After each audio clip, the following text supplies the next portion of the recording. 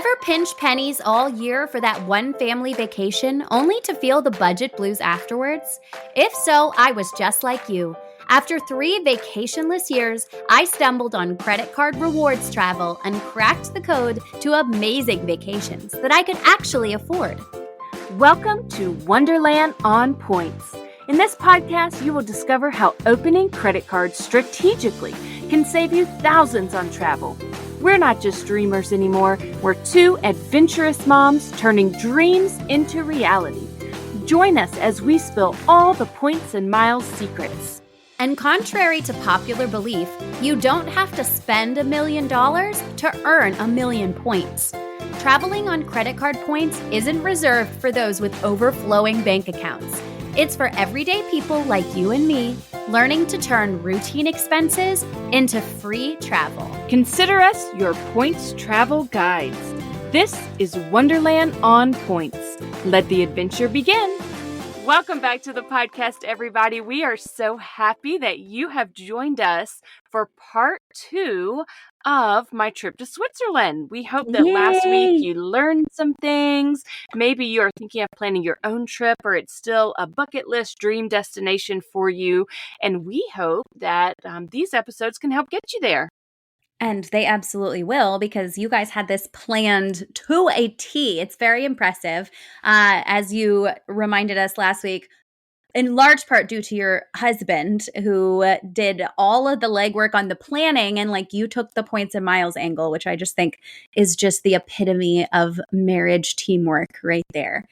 I should say he's a scientist, so it all makes a little more sense when you understand that he's a scientist and research is in his wheelhouse. Yes, it does make a lot of sense, but it's very nice. And this trip is just absolutely dream destination, bucket list for a lot of people. And so we're back for part 2 so that they can finish up their, how many days were you there? 7? Yeah, I think we were there 7 full days, maybe 8. It's hard to remember.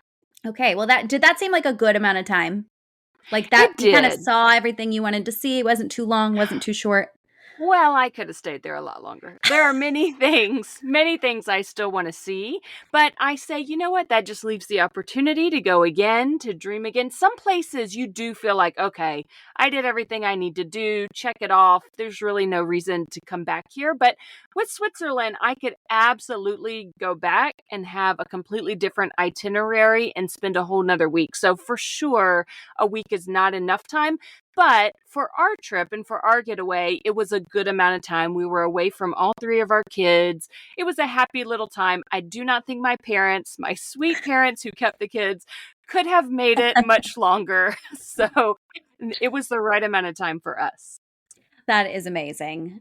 All right, well, let's just get straight into it. If anybody remembers where we left off last week, you had gone through Switzerland from Geneva, and last you mentioned you were in Lucerne. Did I pronounce that right? That's correct. Lucerne. So, okay, let's start with your accommodations there.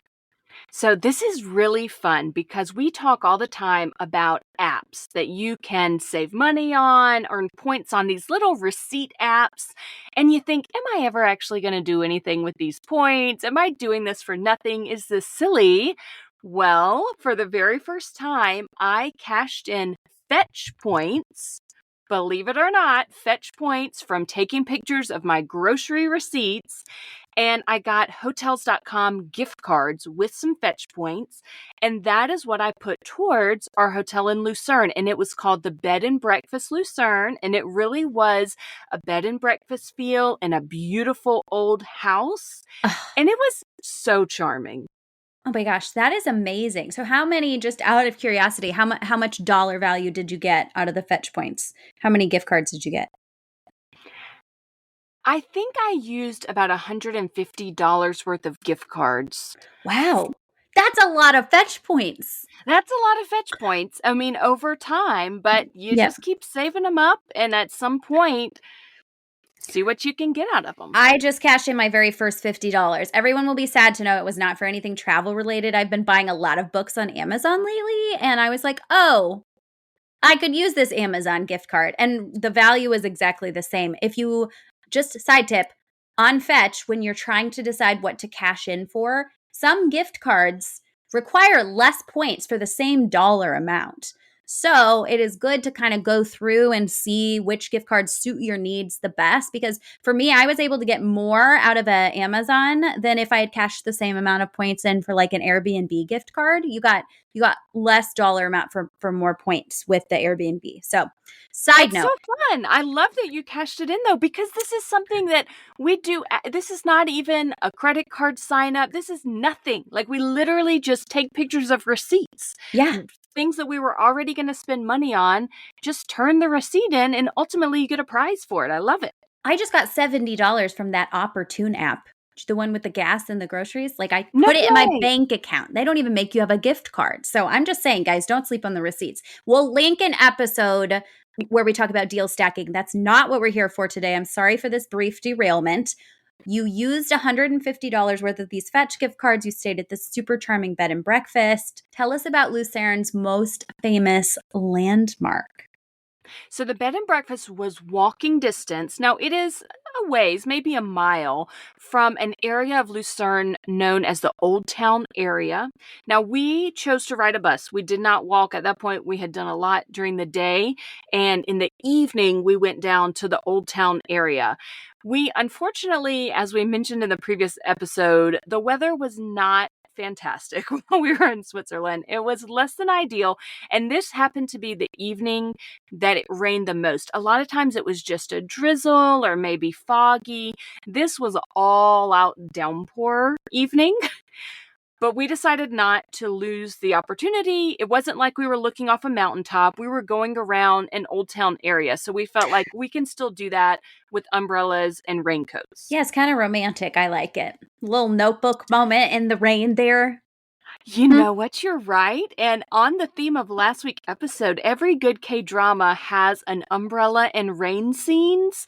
So you're right. This was all part of the bigger plan. We'll go with that. Yeah, absolutely. You had to have your rainy romantic day. Otherwise, would it even be an anniversary trip? There you I don't know. go. So we wandered around Old Town area. We went on Chapel Bridge, which is from the 14th century, which is pretty Ooh. incredible. Yeah, it really is a gorgeous area. And the Old Town area is not very big, so you can kind of make your way around. There's a very old wall that used to enclose the city that you can walk up on the top of, and there's some nice views there. So we made the rounds in the rain. However, eventually, we were pretty soaking wet and ready to do something else. And Jared looked on the app for the Swiss Travel Pass, or the Yeah. website for it, and saw what are some options that are included. Because as we mentioned last week with the Swiss Travel Pass, you get free entrance into a lot of museums and activities. And so he found in Lucerne a fabulous gaming museum called Gamerama in Lucerne. And he's a gamer. He always has been. He was a little Nintendo kid and has been a Nintendo person his whole life. Zelda, all that kind of stuff he loves. And so this museum had all the old classic things, like from when you were little, the original Nintendo Entertainment System. Aw. Did you have a Nintendo growing up when you were We, little? we weren't allowed to play video games. And then when we were young teens, our dad showed up with an old Sega Genesis, which at that Yeah. point was already like 10 years old. Like, it was old. And we had the Lion King Sega Genesis game and Echo the Dolphin Sega Genesis game. That was it. That was my entire video game experience. I am terrible at video games. I'm not so good at them either. I did have Duck Hunt. I don't know if you had ever heard of that one when you were little. And like one other old school Nintendo game. But I grew up with a sister. I didn't have any brothers in the house. My dad wasn't into that kind of thing. So we weren't a big video game family. But we definitely, Jared was. He has always been a part of his life. So this museum was such a hidden gem. He loved it. It ended up, I mean, he Aww. loved all the visual of the Swiss mountains and all that, but to be such an unexpected thing that we didn't plan to find, he absolutely loved it. They have a gaming cafe where you can they have a library of games, over 600 games that you can sit in there, have a drink and a snack, and try any game you want before you buy it. They have some games for sale there, strategy board games, and you can just hang out there. It's just a super cool place to find. What a fun thing to do on a rainy evening. And I just love the dichotomy of this like ancient 14th century town with all of this crazy old history. And then there's just a gaming museum, just, just a little bit Just less old right history. in there. Just totally normal. I just like it. I love it. I love that there was a little something for everyone, and that Swiss travel pass keeps coming through as a real game changer. And we did link that on the previous episode, you guys. We only are allowed a certain amount of things in the show notes, so I don't want to overpromise on the, we'll link things again. If you don't see it on this episode, go check Switzerland Part 1. It's over there. So all right, let's move on then. You had this beautiful night. I'm assuming you went back to your bed and breakfast. Did you have dinner out before you did that? We did, and we just found a random place. We were kind of hungry. It was a little bit late for places to be open. Mm, Unfortunately, a lot of places close early. We were hoping actually to stop by one of the little supermarkets and grab food to go, a really cheap dinner. They were yeah, all closed, but we ended up finding kind of a hole in the wall place and got a quick meal, but nothing to really nothing. write home about. Okay. All right. I just wanted to hit that in case there was a good restaurant before we moved on. Okay. So next morning, you guys take a boat, which sounds super fun, on Lake Lucerne. And then you rode the steepest cogwheel railway in the world up a mountain. First of all, It was so cool. what is a cogwheel railway? Okay, I'm not real, my child was into trains when he was little, but I'm not an expert. Picture, if you can imagine a funicular train. We talked Mhm. about the oldest funicular train last week in Europe. We sure did. So a train that goes up the side of the mountain. That's what it is. I don't know. It's steep. It's beautiful. It's actually a really nice train where the ceiling is all glass, where you can see out, and the windows you can see out. So it's meant to just be absolutely stunning, and it is, as long as it's a clear day. So about half the trip was really stunning, and then it's so steep that you get up above the clouds sometimes, which is what happened to us. And half the trip was above the clouds, and so you lose some of the view, but it was gorgeous. There are two ways to get, this is up Mount Pilatus, and there are two ways to get up Mount Pilatus. You can come this way on the oldest cogwheel train, and I do recommend it. It's not cheap, but it's fabulous as long as you look at the webcam for the top of Mount Pilatus and see that there's going to be a view when you get to the top. Very smart. We did link those mountain webcams as well.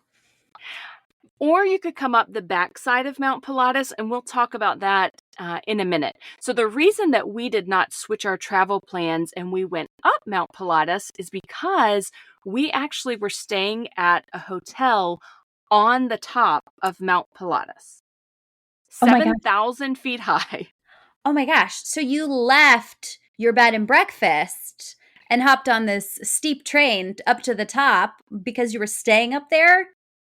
This Yes. is so romantic.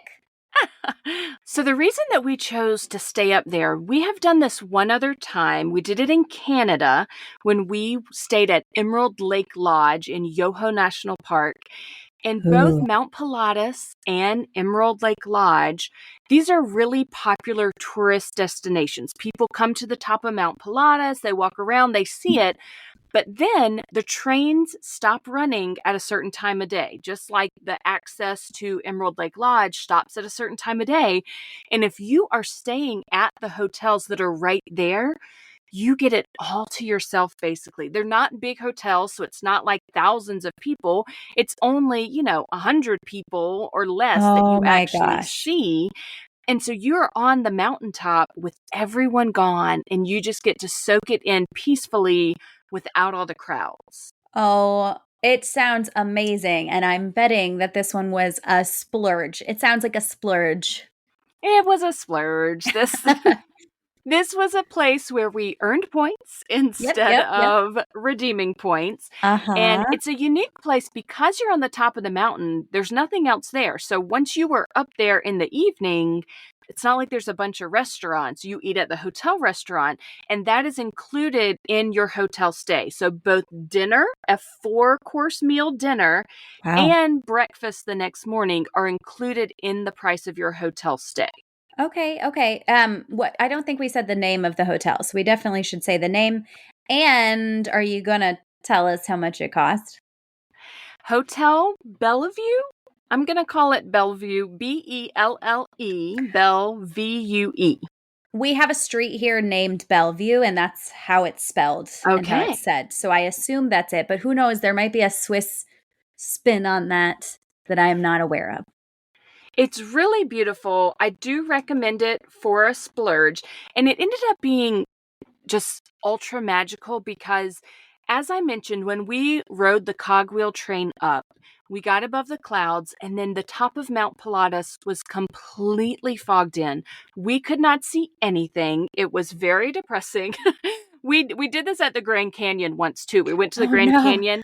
It was completely fogged in. We saw nothing. Oh my And gosh. so it stayed like that all afternoon and evening. We went and had dinner. We actually watched a movie in our room, which we never thought we would do, wasting time in Switzerland, but you could not see anything. You could Yeah. not see basically your hand in front of your face. So my poor husband, he was so sad about it.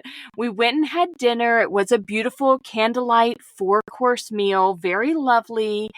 And then we came out of dinner, and all of a sudden, as we're walking back to the room, we're like, "Oh, what is that?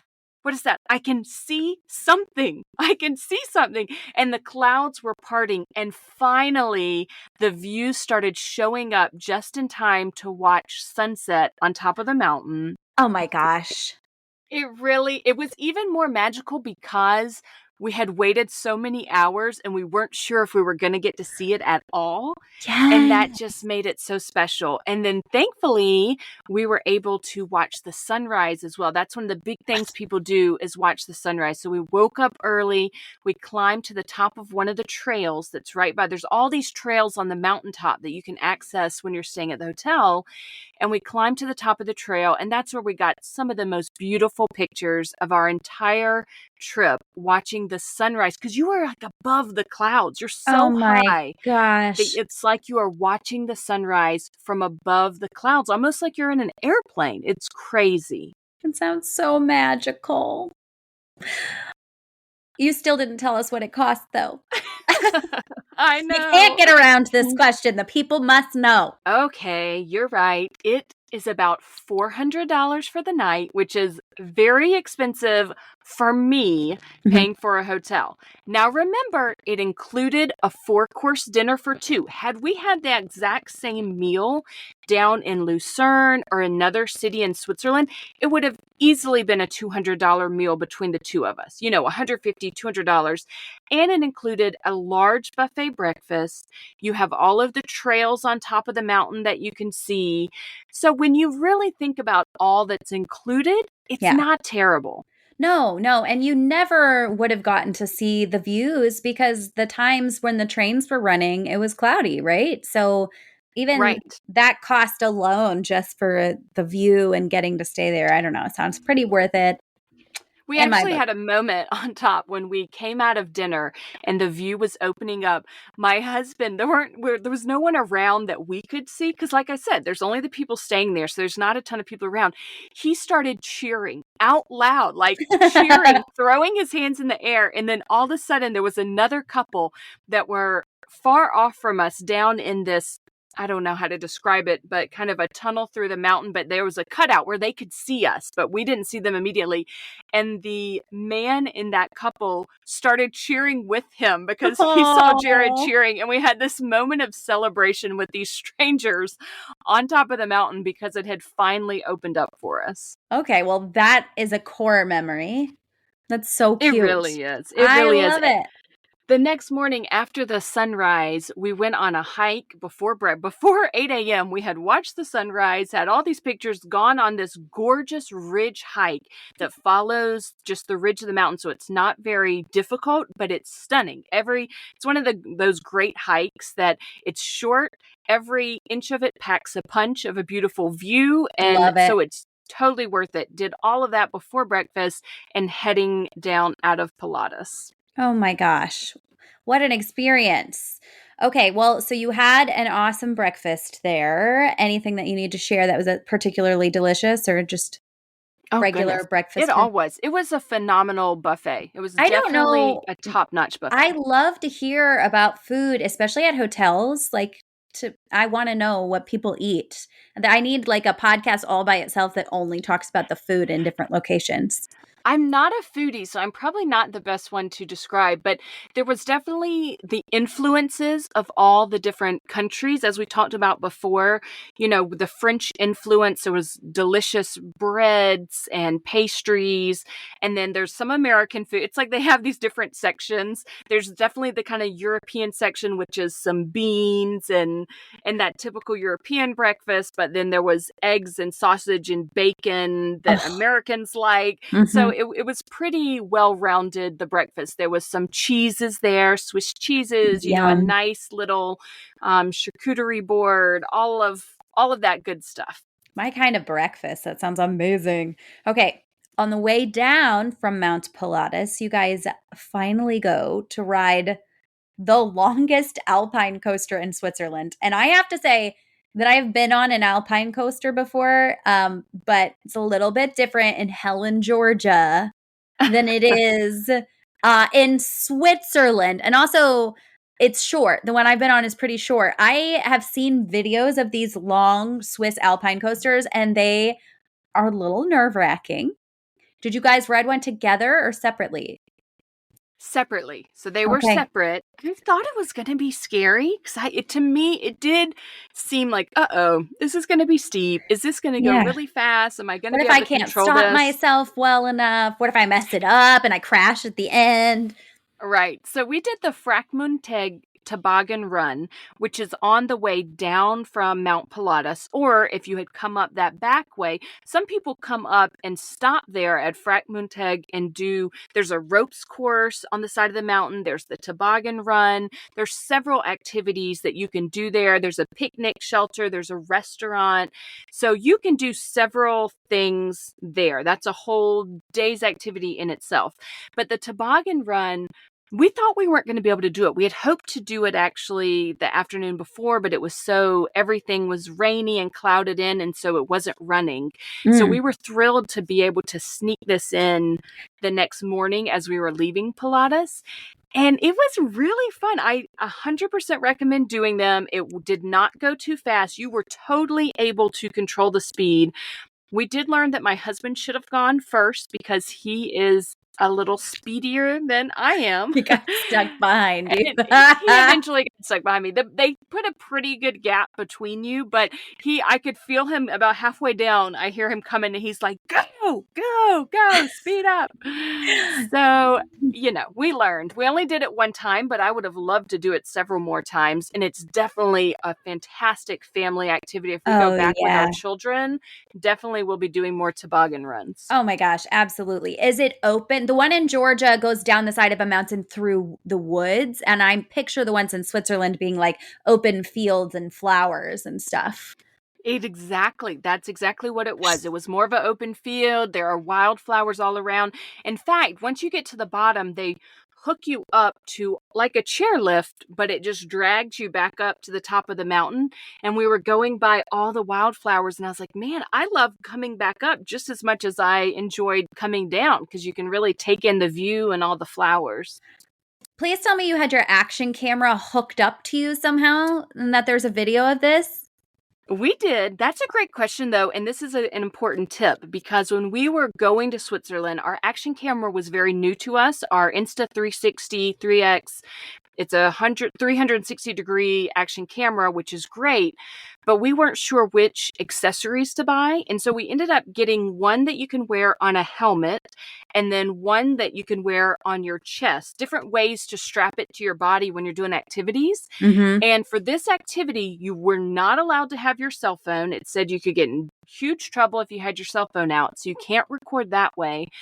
And you weren't allowed to have it on your helmet. You had to, if you were going to use an action camera, it had to be on a chest mount on your body. And so we thankfully did have that. So my husband did it, which was really fun. I'll have Yes. to send you those videos. I don't think I've posted them on Instagram yet. I have not seen them. Please send them to me. And also now everybody else wants to see them too. So you better just throw them up there. Okay, so while you were at Frackmunteg, you tried out a fun restaurant where you ate something new. Tell us about what that was. Yeah, so this is a really fun story and a great place for a little shout out. I have a friend from college named John who has, fun fact, always worked for Hershey's for a long period of time. He's worked for Hershey's, the chocolate company. And when I was literally boarding the plane for Switzerland, he was texting me saying, "Hey, let's get together. I have something to tell you." And I said, "Oh my gosh, I would love to get together, but I'm quite literally boarding a plane right now to go to Switzerland. So I'll connect with you when I get back." And he said, "Well, actually, that is what I have to tell you.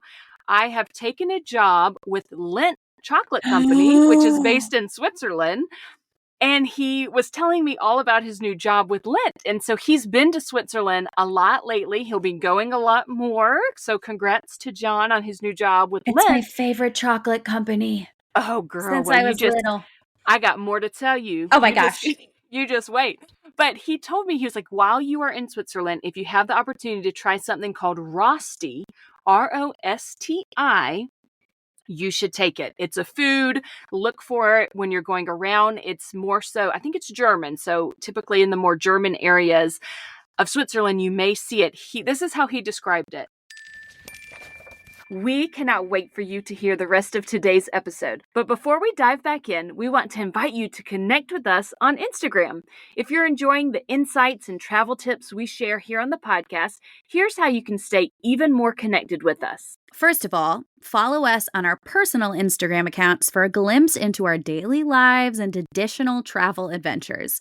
You can find Mary Ellen over at Family Travel for the Win with the number 4, and you can find me, Joe, at Points to Wonderland.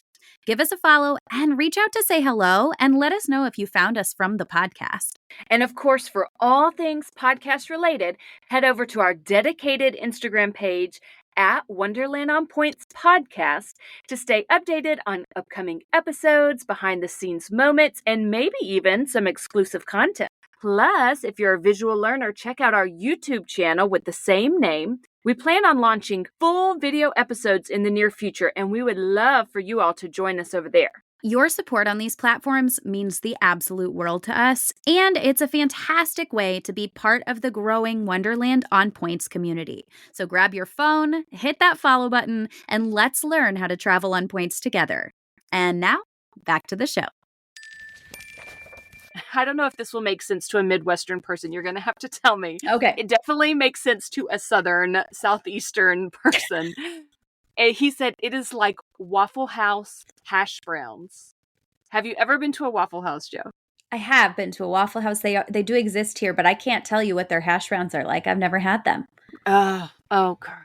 Waffle House. I had Waffle House on speed dial in college, and I am still known to frequent a Waffle House to this day. That southern part of me is very ingrained. I think they're all closed down here. I can't remember the last time I've seen one. So what a shame. I know. Well, they have hash browns, and some listeners will appreciate this. And so we thought, all right, I'm not a very adventurous eater. So I was so glad he told me this, because at that restaurant on Frackmunteg, they had Rosti. And I was like, this is the thing. This is the thing John says is like Waffle House hash browns. And so we got it.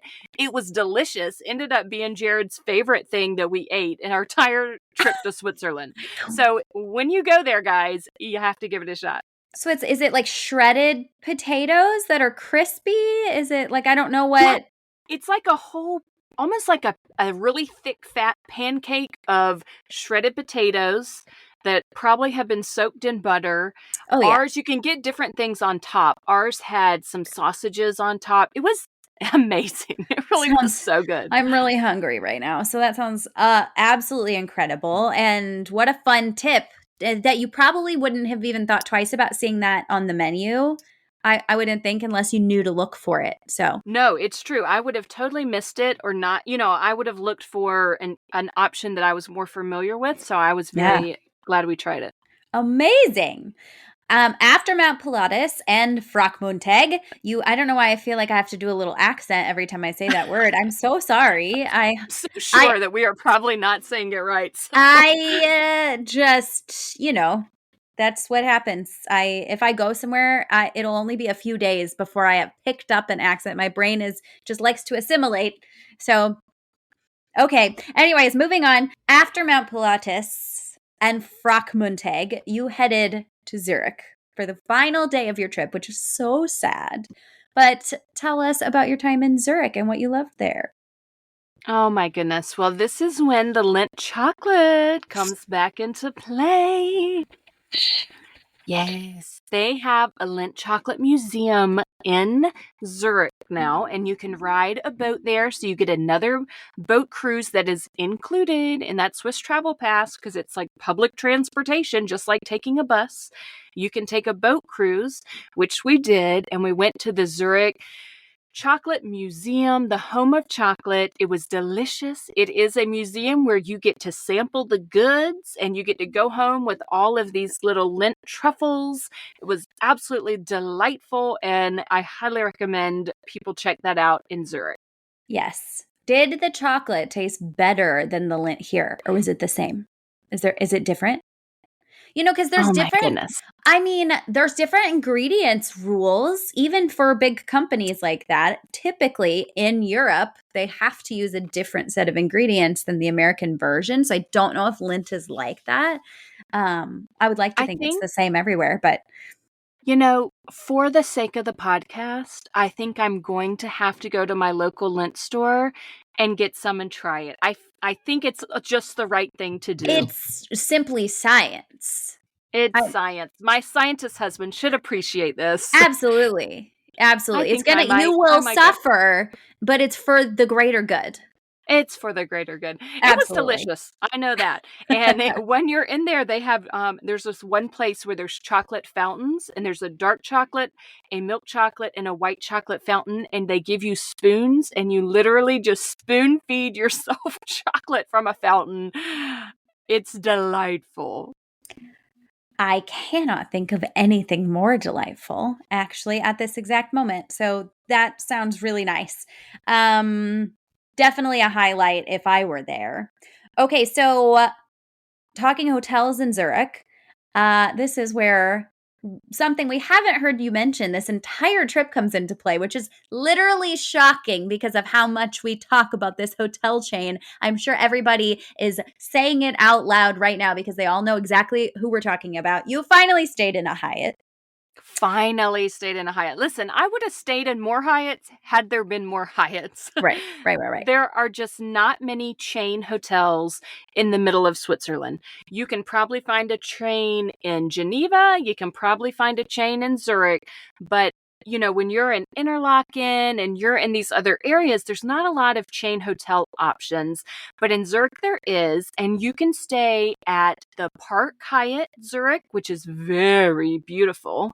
We had a very, very, very early flight out. And so Mm, we stayed at the Hyatt at the Airport Circle, which is a Category 4 Hyatt. There is also at the Airport Circle a Category 5 Hyatt Regency, mm, both in the exact same place. We were waking up so early in the morning to leave. I was not about to drop any more points than necessary. yeah. But I gotta say, it was one of the most beautiful Hyatt Place hotels I've ever seen. It was beautiful. And when I say it's at the Airport Circle, it is walking distance to the airport. So we rode the train basically to the airport, and then the Hyatt Whoa. Place is right there. And there's a path that you just walk right across, and boom, there's the airport. And so it makes, if you do have an early morning flight out, it makes it so easy. Oh, that is so nice. This has nothing to do with that, but when we were in Orlando, there was a Hyatt Regency literally in the airport. We were standing in the security line. I look up and I'm like, what is this atrium that we're standing in? And then I see Hyatt Regency on the wall. I'm in security, and this right here is a hotel towering over my head. Those airport hotels, genius, genius. And when you can stay Yeah. there on points, it's like total And game this wasn't changer, in the hotel, I mean, but it's in the really close. airport. It might as well have been. I mean, Yeah. truly, they are connected, and there's signage that is very easy to find. I should note, remember, this is an international Hyatt place, so this was actually the one hotel of our entire trip where we did not get free breakfast. These non-free breakfast Hyatt places are the death of me. It's just so silly. It should just be the I know. same across the board. I'm looking at you, Niagara Falls. What are you doing? You are not international. You have no business withholding free breakfast. Whatever. It's fine. The kids are free at that place, by the way. Just adults are like $12. So ridiculous. Anyways, Yeah, let's. I didn't sweat it because I knew we were flying Yeah, business yeah, yeah. class home, which was exciting. And so on our very first flight, we did not fly direct home from Switzerland. We hopped over to Madrid and had Mm. a layover. And that I love this about business class that I wasn't expecting. And we're going to have a whole episode on the flights. But even the short flights from Zurich to Madrid, which was, I think, less than 2 hours, they served me a full breakfast meal with an omelet, and it was delicious. I wasn't expecting that. I was thinking I can get food in the lounges in the airport, Yeah. but they also gave me a full breakfast on a short little hopover plane, which I Heck love. yes. Yeah, that's amazing.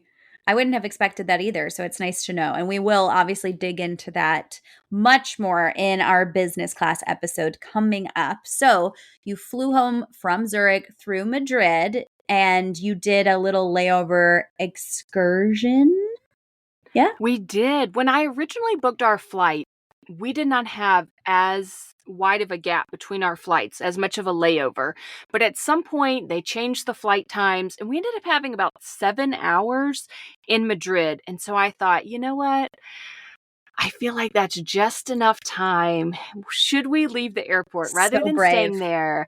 Should we hop on public transportation? Is it possible to zip into Madrid, walk around for a couple hours, and see some of the main sites in Madrid? And we went for it. And I gotta say, I was very nervous about it.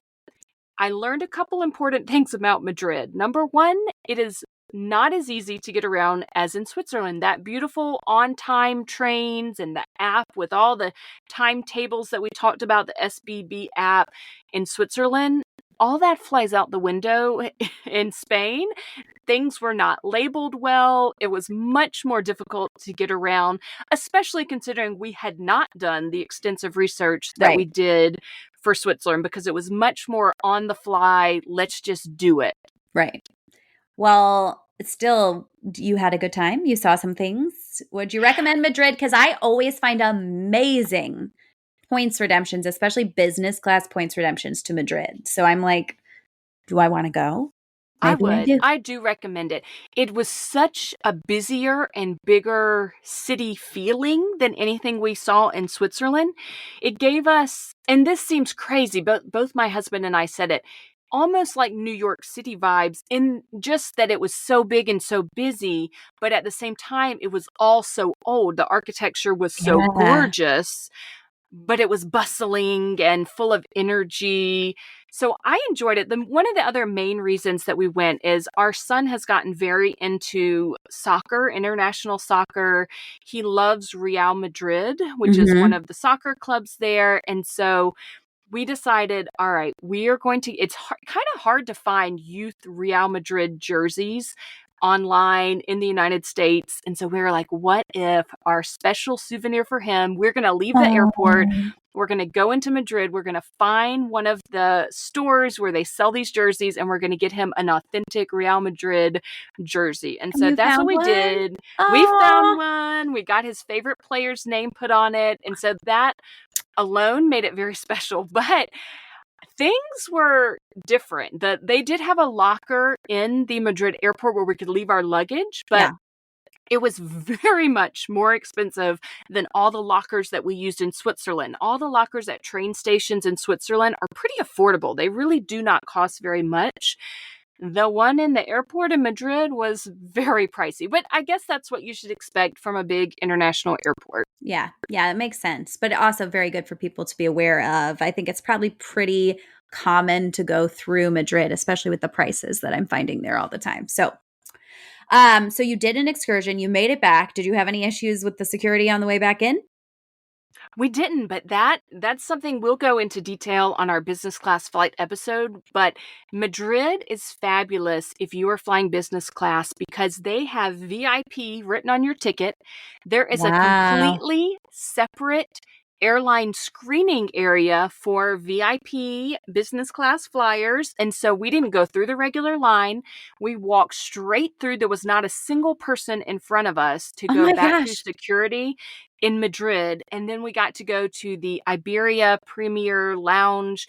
It was fantastic. We'll cover all that in a future episode, but it was wonderful. And I definitely do recommend, if between now and our next episode or the episode that we dig into business class flights, you're wondering about going to Switzerland and you're considering Air France or you're considering Iberia, those are the two we flew for our Switzerland trip, and both of them I would fly again. Hmm. I think overall, if I think about the two experiences, Air France was a little more polished, probably overall the nicer flight experience, but I loved the business class lounge in Madrid, and I would 100% fly business class Iberia too without hesitation. So either one gives you a lie flat seat, which is going to help you be more relaxed and more rested to enjoy your adventures. Yes. And I would fly either airline again. I'm excited to dig into those in a future episode. Is there anything that you want to leave us with as we're wrapping up? You're flying home. Any last minute thoughts? If anybody's planning this trip to Switzerland, anything they should know, anything they should keep in mind, any words of wisdom? Keep in mind, Switzerland is a very expensive country. This is not going to be a points and miles trip where you can truly say, oh, almost every single dime was paid for on points. You have to get creative. We used the Amex Fine Hotels and Resorts program. We used our Venture X travel credit for a hotel. We used Fetch points cashed in for hotels.com gift cards for a portion of a hotel night. Hmm. We used Hyatt points finally for a hotel night transferred from Chase. So we had to piece together and we had to be flexible. The weather is crazy. You have to be flexible in Switzerland. We tried to make a lot of our meals cheaper because we're not big foodie people. We're not interested in dropping hundreds of dollars on big fancy meals. You have to pick and choose. Think about what is the most important thing to you, Mm-hmm. and you're going to have to choose your splurges. Yeah. Choose the areas that you think you can save money and choose the things that are really worth it. For me, paragliding was an absolute dream come true. Again, from last episode, you'll remember we stacked Viator savings through Rakuten and to get a little bit more money back on that. But that was a Yeah. splurge that I absolutely would do again and hope to do again if we Mm-hmm. get to go to Switzerland or another European country. The Golden Pass train, that's a skip for me. So if Yep. I was recommending to people, choose to spend your money elsewhere. Really think through what is the most important things for you. What are the most important things for you? And then piece it together. And Yeah. it's going to be amazing. Just enjoy, soak it in.